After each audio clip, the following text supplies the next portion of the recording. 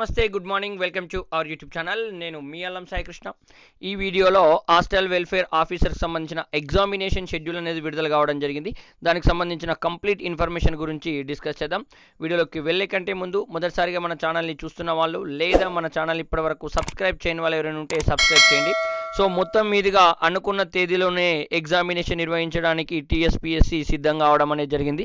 So ఈ hostel welfare సంబంధించిన examinations యొక్క షెడ్యూల్ను కూడా విడుదల చేసింది. బట్ అందరు ఆస్పిరెంట్స్ ఎక్స్పెక్ట్ చేసినట్లు ఒకటే రోజు ఆఫ్లైన్ మోడ్లో ఎగ్జామినేషన్ ఉంటుందని ఎక్స్పెక్ట్ చేశారు. బట్ ఇక్కడ బోర్డు మాత్రం దీన్ని ఆన్లైన్ మోడ్లోకి తీసుకురావడం అనేది జరిగింది. ఈ నోటిఫికేషన్లు దాదాపుగా సోషల్ వెల్ఫేర్ కానీ, ట్రైబల్ వెల్ఫేర్ కానీ, బీసీ వెల్ఫేర్ కానీ సంబంధించిన గ్రేడ్ 1, గ్రేడ్ 2తో పాటు మ్యాట్రాన్కు సంబంధించిన పోస్టులు అనేవి ఉన్నాయి. మొత్తం మీదుగా 581 వేకెన్సీస్ అనేవి ఉండడం అనేది జరిగింది. ఈ అన్ని వేకెన్సీస్కి ఆన్లైన్ మోడ్లో ప్రతిరోజు 2 షిఫ్ట్లలో ఎగ్జామినేషన్ నిర్వహించడం అనేది జరుగుతుంది. ఈ ఎగ్జామినేషన్ అనేది దాదాపు 24వ తేదీ నుంచి 29వ తేదీ వరకు ఎగ్జామినేషన్ అనేది జరగబోతుంది. మరి 24 నుంచి 28 వరకు జరగబోయే ఎగ్జామినేషన్లలో మార్నింగ్ సెషన్ అయితే 10 నుంచి 12:30 వరకు, మధ్యాహ్నం అయితే 2:30 నుంచి 5 గంటల వరకు ఎగ్జామినేషన్ అనేది జరుగుతుంది. మార్నింగ్ సెషన్లో అయితే పేపర్ 1కు సంబంధించిన జనరల్ స్టడీస్ పేపర్ అనేది ఉంటుంది. అట్లాగే మధ్యాహ్నం సెషన్లో పేపర్ 2కు సంబంధించిన ఎడ్యుకేషన్ పేపర్ అనేది మనకు అక్కడ ఉంటుందండి. అదేవిధంగా 29వ తేదీ నాడు అందరికీ ఉదయం పూట పేపర్ 1 జనరల్ స్టడీస్కు సంబంధించిన పేపర్ మాత్రమే ఇక్కడ కండక్ట్ చేయడం అనేది జరుగుతుంది.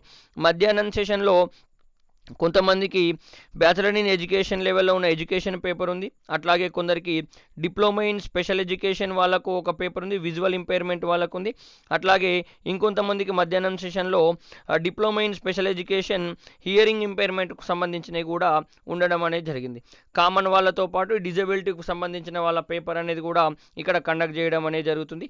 సో మొత్తం మీదుగా మనకి షెడ్యూల్ వచ్చేసింది. దీనికి సంబంధించిన హాల్ టికెట్స్ అయితే మనకు దాదాపుగా 20వ తేదీ తర్వాత మనకు హాల్ టికెట్స్ వచ్చే అవకాశం అయితే ఉంది.